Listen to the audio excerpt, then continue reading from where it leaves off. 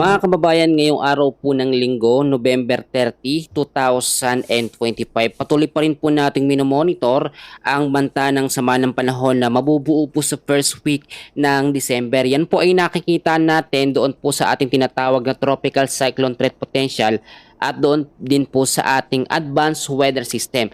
Aalamin din po natin ang apat na weather system na ngayon po ay nakakaapekto at madalas nagpapaulan po tuwing hapon sa malaking bahagi ho ng Luzon, Visayas at Mindanao. Bago natin ipagpatuloy, hihiling lamang po ko ng pabor na ilike niyo po yung video natin bilang pagsuporta.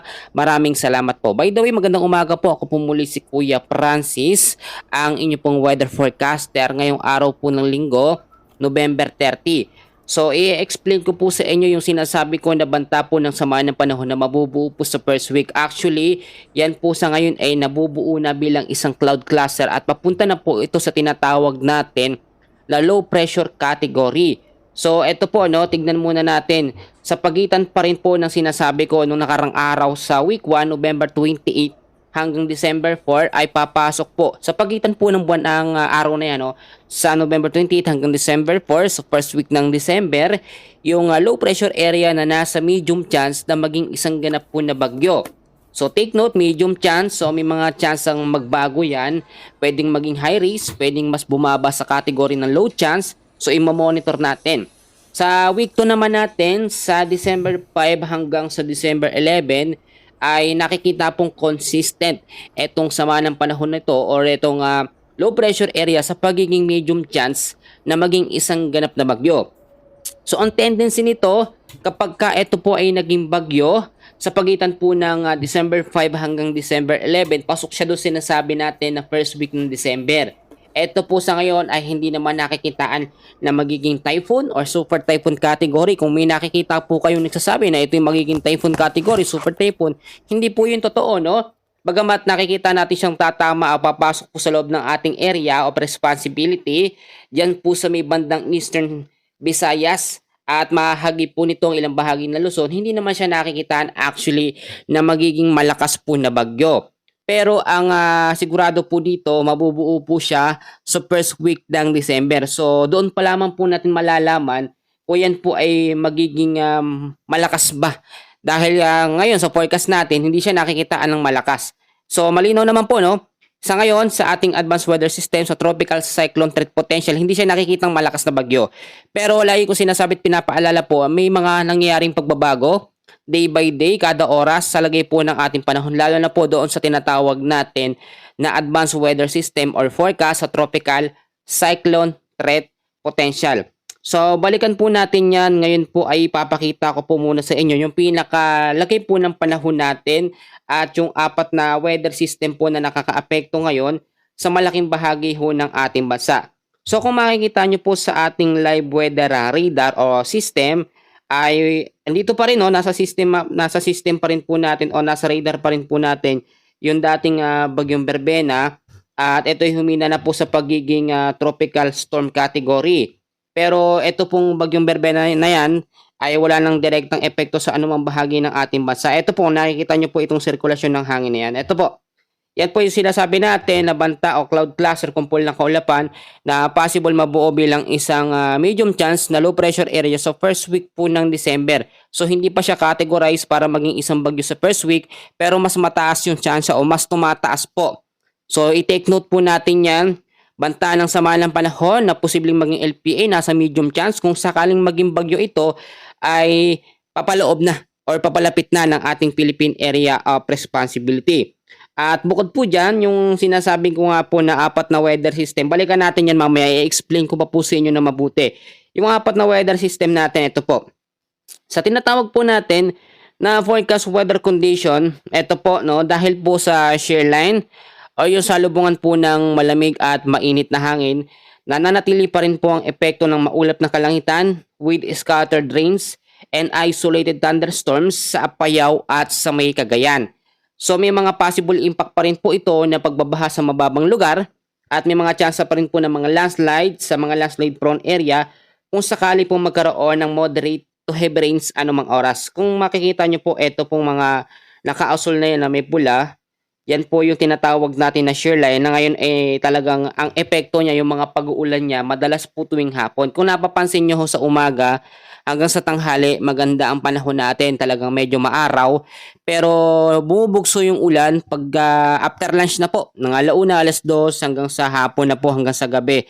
Yun po yung epekto ng shear line na sinasamahan po ng mga localized thunderstorms. So ito naman pong area ng Ilocos Region, kasama po ang Batanes, Cordillera Administrative Region ay patuloy pong makakaranas ng cloudy skies with light rains. So dahil po yan sa northeast monsoon or hanging amihan. Pag sinabi po kasi natin na amihan, yan po yung malamig na hangin na nanggagaling po sa may hilagang Luzon na umiihip po paikot sa ating bansa. Kaya naman po hindi siya masyadong direktang nararamdaman yung lamig ng hangin ngayon ay dahil sinasamahan po yan ng iba't ibang mga weather system. Meron po tayong easterlies na siyang kumukontra dyan para mabawasan po yung lamig. So alamin natin yung mga lugar na kanyang naapektuhan. So dito naman po sa Visayas area po, kasama po ang Mindanao at nalalabing bahagi po ng Palawan. Ang weather condition po dyan ngayong araw po ng linggo, patuloy pa rin po ang partly cloudy to cloudy skies with isolated rain showers or thunderstorms. Kung makaranas po tayo ng magandang panahon sa umaga hanggang sa tanghali, mas tumataas po yung tsansa ng mga pag-uulan bandang hapon ho at sa gabi. Dahil naman yan sa mga localized thunderstorms. Ito pa dahil naman po sa easterlies o yung maalinsangang hangin na nanggagaling po sa may karagatang Pasipiko ay may tsansa po ng mga pag-uulan dyan po sa may Metro Manila at nalalabing bahagi po ng Luzon, Visayas at Mindanao. Ito po, explain ko sa inyo mabuti. Yung easterlies natin dito po nanggagaling sa may bandang kanluran po o silangan pong bahagi ng ating bansa o sa karagatang Pasipiko. Diyan po nanggagaling ang easterlies at yan ay sumasalubong direkta dito po sa tinatawag natin na northeast monsoon or hanging amihan. At ang nagiging epekto naman po niyan ay ito pong shear line na nagpapaulan naman sa ilang bahagi po ng Luzon. Hindi naman direkta din naapektuhan nito ang Eastern Visayas. Bagamat Eastern Visayas at ito pong Mindanao area, mga localized thunderstorms naman ang nagpapaulan dyan. Halos connected din yung dalawa na yan. So yung mga pag-uulan halos sabay. Napapansin nyo bandang hapon halos sabay-sabay po nakakaranas ng pag-uulan sa malaking bahagi po ng Luzon, Visayas at Mindanao dahil po yan sa iba't ibang mga weather system. At ngayon po wala naman tayong nakataas na heavy rainfall warning pero patuloy po nating pinaghahandaan at minomonitor yung sama po ng panahon na mabubuo po sa first week ng December. So may nagtatanong sa atin, kuya, hindi ba malalaman kung magiging malakas na agad ang isang bagyo or low pressure area kahit malayo pa? Sa ngayon po kasi hindi naman agad-agad nalalaman kung sobrang magiging malakas ba ang isang bagyo. Pero ang sigurado po, ito po ay dadaan po sa may Eastern Visayas at ilang bahagi po ng Bicol Region. Yan po ay malalaman kung magiging malakas or magiging mahina kapag nabuo na po o lumabas na yung tinatawag na pinakamata o pinakasentro o yung tinatawag din po natin na kanyang area of probability. Sa ngayon kasi kung makikita nyo, cloud cluster or sirkulasyon ng ulap ang ating namamonitor dito. Yan po yung sinasabi ko na banta po ng sama ng panahon na dapat po nating i-monitor. So may nagsasabi, naku po, ang susunod na bagyo, bagyong Wilma. Pangalan na naman daw po ng babae. Ang sinasabi nila yan daw parang mapaminsala or malakas. At uulitin ko lamang po na wala naman pong kinalaman ang nagiging pangalan ng bagyo sa kung ito po ay magiging malakas. So ngayon po, i-explain ko po sa inyo ng mabuti yung mga senaryo na pwede pong mangyari dito po sa sinasabi nating banta po ng bagyo sa first week po ng December. Pero yung mga senior po natin na kikinig po ba kayo, yung mga OFW natin, yung mga nanay-tatay po natin dyan, at yung mga elders, yung iba nagko-comment po, sobra po akong natatouch kasi talagang minimension nyo pa po ako, nagpapasalamat po kayo. Yun po, doon po ko humuhugot talaga ng lakas na gumising po ng madaling araw para po kumuha na o magbigay ng update sa inyo doon sa ginagamit natin na weather system. Araw-araw po, gumigising po talaga tayo ng maaga. Siyempre, ito po ay talagang kagalakan na makapag-share po sa inyo ng update sa lagay ng ating panahon. So, ito po. Doon po sa nakikita natin sa week 2 natin na banta ng sama ng panahon sa pagitan po ng December 3 hanggang December 5, Yan po ay sinasabi natin dadaan po dito sa Eastern Visayas at bahagi po ng Bicol Region. May mga tsansa pa bang magbago o mag-recurve yung direksyon ng sama ng panahon na yan? Yes, may tsansa pa rin naman po na yan magbago ang direksyon sa ngayon dahil kung titignan po ninyo, mahina naman ang epekto ng easterlies. Kasi kung magre-recurve po ang sama ng panahon o bagyo na nabubuo po sa ating bansa, dapat po walang humaharang sa kanya na hangin. So kung makikita nyo naman, wala namang sumasalubong dito nga po sa sama ng panahon. Ito kasi nakikita na po natin. Ayan po, yung umiikot po na yan, para po mas clear at malinaw po sa atin, yan na po yung sinasabi natin na banta ng sama ng panahon. Unti-unti na po yan nabubuo. Ayan, makikita nyo naman. Yung umiikot po na yan sa paglipas po ng ilang mga oras, after 24 to 48 hours, ay nagkakaroon na po yan ng pinakamata or sentro. Lagi po natin tatandaan na ang cloud cluster, low pressure area or bagyo ay lumalakas po kapag ito po ay nasa katubigan. At humihina naman kapag nasa kalupaan dahil hindi po makabuelo or makagawa po ng circulation yang sama po ng panahon na yan. Kaya mas maganda na dapat alam natin yung nangyayari or yung nagiging direction po ng bagyo. At dahil wala naman pong high pressure na sasalubong sa kanya, doon sa nakikita natin sa ating advanced weather system and forecast, ay may chance yan na mag-record pataas, bandang kanan. So may chance pa rin na hindi yan dumaan ng direkta dito nga po sa Eastern Visayas at lumihis lamang siya o dumikit lamang. Ang mangyayari naman kapag nag-record yan, madadaan na naman niya itong North Luzon. So yun po yung ating nakikitang unang senaryo dito. Pero lagi ko sinasabi, no, kahit po lumabas sa ating tropical cyclone threat potential, dadaan siya dito sa may Eastern Visayas, Bicol Region at lalabas po sa kanlurang bahagi ng ating bansa, may mga pagbabago pa yan. Bawat oras, bawat araw ay may mga chance na pong magbago. Yung pangalawang senaryo natin, ito po ang sinasabi ko. Kapag ito pong sama ng panahon na ito ay na-develop o agad within the next 24 to 48 hours bilang isang low pressure area at magkaroon po ng tinatawag natin na rapid intensification. So ibig sabihin po nun, yung intensification na yun, yung mabilis ang paglakas, ay may chance na hindi na magbago ang kanyang direksyon. So magiging tama yung sa forecast natin na nakikita, no, doon sa advanced weather system kasi nagbabago naman yan.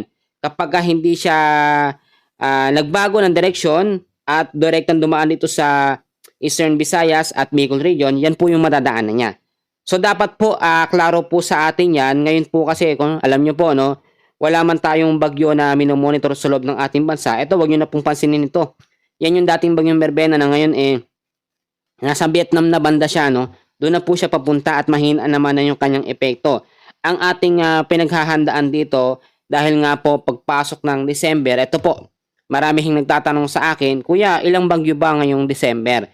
Sa advanced weather system po natin and ayon na rin po sa pagtatala ng Pag-asa, meron po tayong namomonitor na 1 hanggang 2 bagyo lamang ngayon pong December. So hindi na po yan possible na tumaas pa sa 2 hanggang 4. Possible niyan ay mas bumaba pa nga po. Alam niyo ko po kung bakit.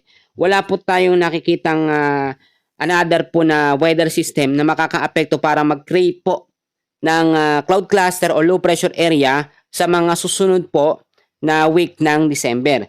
So kung magiging bagyo man, ito nga pong sinasabi natin na kumpul ng kaulapan o cloud cluster ay magiging unang bagyo siya ngayon pong December. At yung sinasabi naman natin kung masusundan po agad yan, hindi po nakikita sa ngayon. Kasi ganito po, no, para clear sa atin, ang isang mahinang bagyo po ay matagal po na susundan ng panibagong bagyo. Pero kapag malakas po ang isang bagyo, mabilis po yan na susundan ng another po na typhoon or super typhoon category. For example, yung nangyari po sa Typhoon Tino na tumama sa Eastern Visayas. At eto naman pong Super Typhoon U1, yun po yung naging kasunod niya kasi nagkakaroon po tayo ng tinatawag dito na Fujiwara effect o yung hatakan po ng bagyo. Nangyayari po yan. Tapos yung lakas din ng sirkulasyon ng hangin ng isang bagyo, nakaka-create din po yan ng sirkulasyon ng hangin or cloud cluster na siya nagiging ganap po na LPA kapag na-develop. So magiging maayos po ang panahon natin kapag nawala na po ang epekto ng easterlies kasi ang easterlies po, no, ay nagbibigay po ng mga pag-ulan lalo po sa hapon.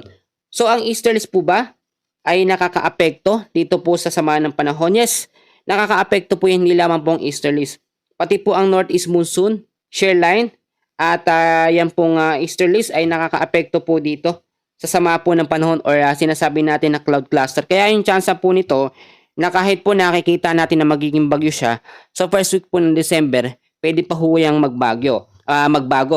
Ito po, lagi ko po sinasabi sa inyo, no? Ngayon pa lamang po, ito yung matinding paalala ko po para sa inyo. Wala mang aktibong bagyo ngayon sa loob ng ating bansa. Kita nyo naman, clear tayo sa ngayon. Pero meron tayong 4 na weather system. Uulitin ko, yung 4 na weather system, unang-una, ito po sa may bandang Hilaga po na Luzon, northeast monsoon. Ito naman po sa may bandang Metro Manila at ilang bahagi medyo baba po ng Eastern Visayas. Meron tayong shear line. Ito po, no, dyan pa rin yung shear line. Ha? Ito po, ayan po yung shear line. Tapos dito naman po sa may bandang Eastern Visayas ay nakakaapekto naman po ang tinatawag natin na easterlies, yung ihip ng hangin ng easterlies hanggang dito po sa may bandang Mindanao. Ang localized thunderstorms naman, lahat po ng bahagi ng Luzon, Visayas at Mindanao ay naaapektuhan po niyan. Kasi dahil yan sa sirkulasyon or init po ng panahon, dulot po ng easterlies. So connected po lahat ng mga yan. Kaya nga po lagi kong sinasabi, yung unang-unang paalala ko po, kailangan pa rin po lagi kayong updated sa lagay ng ating panahon. Hindi po porkit walang bagyo na malakas, may bagyo man o wala, dapat lagi po kayong updated. Alam nyo po, sa pag-update ko po, minsan na i-share ko din yung nagiging buhay ko sa mga kababayan natin, sa mga viewers natin, at which is, yun naman po ay natutuwa sila. Kasi way ko po ito, no? Ito po yung style ko ng pagre-report. Hindi lamang yung parang nakakatakot lahat ng mga sasabihin natin malakas na bagyo, super typhoon, hindi po ganun. Dinidetail po natin, lalo na po yung mga senior natin, alam niyo po yung mga senior natin na nakikinig po sa ngayon, mas gusto po nila yung pagbabalita is parang nag-share ka lang o parang nagkukwento ka. Yung pangalawang paalala ko po, lagi ko po sinasabi sa inyo na yung mga bahaing lugar. So, ang dami ko pong mga lugar na binanggit kanina, yung mga apektado ng shear line, ng northeast monsoon, ng easterlies, mga localized thunderstorm, lalo na po sa Metro Manila, ay mag-ingat po sa banta ng mga pagbabaha. Kinakailangan na maging malinis po ang paligid natin dyan. Nakikita nyo naman, no? Hanggat nakikita natin yung asul na yan na may kasamang mga pula-pula, ay patuloy pa rin po makakaranas ng mga pag-uulan. Yung mga direktang lugar po na apektado niyan, lalo na po ang Metro Manila. Kaya yung iba nagtatanong, no, Kuya, bakit ganun? Wala namang bagyo sa forecast, pero bakit ang lalakas ng mga pag-ulan tuwing hapon? Minsan tumatagal pa daw po ng ilang oras dahil po yun sa mga localized thunderstorms. At ang nakakatakot po sa mga localized thunderstorms, meron tayong tinatawag dyan na mga kategorya din. Kapag ka naging severe thunderstorms ang isang malakas na localized thunderstorms, ay nagdudulot yan ng malalakas sa pag-ulan, no, na kaya magpabaha sa pagitan lamang ng ilang minuto. Kaya nga lagi ko sinasabi, importante na maging malinis tayo sa kapaligiran. Yung mga plastic, basura, lagi pong isegregate yan. Tanggalin sa mga kalat-kalat o nakapaligid. Maging responsable po tayo sa ating lugar. Kasi kapag umulan at bumara yan sa mga kanal, talagang makikita nyo po, mabilis po ang mga pagbabaha. So kailangan maging handa at maging maayos po yung lugar natin, no? Para hindi rin tayo nakakakuha ng iba't ibang mga sakit. Yung pangatlong paalala ko, alam nyo po, no, ito po importante talaga. Dahil patuloy tayo nakakaranas sa mga pag-ulan lalo na sa hapon, importante may stock o may imbak tayo ng pagkain. So kailangan ba marami? So hindi po, no, kasi yung iba sinasabi sa akin, Kuya, paano naman kami mag-iimbak ng pagkain? Wala naman kaming pera, wala naman kaming pambili. So hindi naman po kailangan na sobrang dami. Alam niyo, napapabalita ngayon 500 pesos daw pang Noche Buena na. So, sa atin naman po ngayon, kung ano lang po yung kaya ng bulsa natin maiimbak na pagkain, 1 kilong bigas, mga delata, at kung kaya naman natin dagdagan, pwede po, mas maganda. Kasi ang hirap po kapag ulan ng ulan, tas iinit, bilabas tayo ng labas, doon po tayo nakakakuha ng sakit, doon po nagkakaroon ng trangkaso ang isang tao, lalo na yung mga elders po natin, yung mga nakakatanda sa atin, na mahina na po ang immune system. So importante nyo, wag niyo hong sabihin na walang halaga yung mga pinapaalala ko, kasi ito po talaga diyan tayo nakakakuha ng mga paghahanda. Kaya nga po, kahit ulit-ulitin ko, kahit magsawa po kayo sa boses ko, lagi ko po ipapaalala yan sa araw-araw po na update natin. So importante din po na i-double check natin yung ating mga bahay. Yung bubong, mamaya may mga butas, yung mga haligi, yung mga light materials lamang ang gamit, pwede natin yan patibayan ng patibayan hanggat wala pang malakas na bagyo or wala pang panibagong bagyo na nakikitang darating sa mga susunod na mga araw. Pero take note ha, first week ng December, posibleng merong mabuo po na sama ng panahon. Yun po, lagi kong sinasabi. Sa next update, patuloy pa rin natin tututukan yan. Kasi kinakailangan ngayon pa lamang po ay napaghahanda ko na po kayo. Kasama na rin po ako doon. Eto pa, napaka-importante po na meron tayong tinatawag na go bags. So, kung wala na tayong makuha sa LGU at naubos na, pwede po tayong gumawa ng sarili natin. Isang maliit na bag lang, lagyan po natin ng mga kailangan na bagay, mga gamot, flashlight, pito, no? Lahat po yan. Alam nyo, hindi naman kailangan na laging hindi yung iba kasi sinasabi ko yan, hindi naman namin kailangan yan sa ngayon, maganda lang ba ng panahon, wala namang ulan. So doon po sa part na yon nagiging kampante na tayo, no? Yung hindi na kailangan, wag po natin ugaliin yung sabihin na hindi na kailangan, bagos kailangan natin yan. Maaraw man, maulan, may bagyo man o wala, kailangan po natin yan. Eto pa, napaka-importante po nito. Kaya kailangan po natin manalangin sa Panginoon dito po sa sitwasyon sa lagay ng ating panahon. Ngayon po, at kung nakikita nyo, wala namang malakas na bagyo na nakikita. Ibig sabihin, eto na yung time or this is the time para maghanda tayo sa susunod po na posibleng bagyong mabubuo. Lalo na, alam naman natin, pagpatakpo ng December, lagi po tayong may bagyong na-experience. Isa o dalawa, yan na po yung pinaka-max at kinakailangan po natin yung paghandaan. Sinasabi ko po ito, hindi pananakot, bagkos isang paalala bilang isang inyong tagapagbalita na si Kuya Francis na maging alerto at maging handa po tayo. Pero ngayon ipanalangin natin sa Panginoon na wala pong mabuong malakas na bagyo at ang nalalapit po na Pasko ay maging maganda ang panahon, maging maaraw dahil yun ay para sa atin, para sa pamilya natin, para mag-enjoy po tayo ngayong nalalapit po na Christmas kasi ilang araw na lamang po. At ang sinasabi ko dito mga kaibigan, kung kailan hindi tayo handa, doon nagkakaroon ng mga malalakas na pag-ulan. Kung kailan naman handa tayo, diyan naman wala, no? Kaya anumang oras, anumang araw, kailangan maging handa po tayo. Palagi pa rin po kayong makinig sa akin. Umaraw man po o tirik man ng araw o umulan, may bagyo man o wala, talagang hindi po ako mawawala dito at magsasawa. Kahit sabihin nyo na kuya, paulit-ulit ka naman, okay lang. Wala pong problema sa akin yun. Ang sa akin po, basta nasabi ko yung update, nabigyan ko kayo ng advice, masaya na po ako doon, natutuwa na po ako. So ngayon po, yan po muna yung pinaka-latest na update natin sa lagay ng ating panahon. Maraming salamat po, mag-ingat po kayo ngayong araw po ng linggo. Family Day, magaling magdala ng payong jacket kapote, panlaban po sa mga biglaang pag-uulan. Maraming salamat at God bless po sa inyong lahat.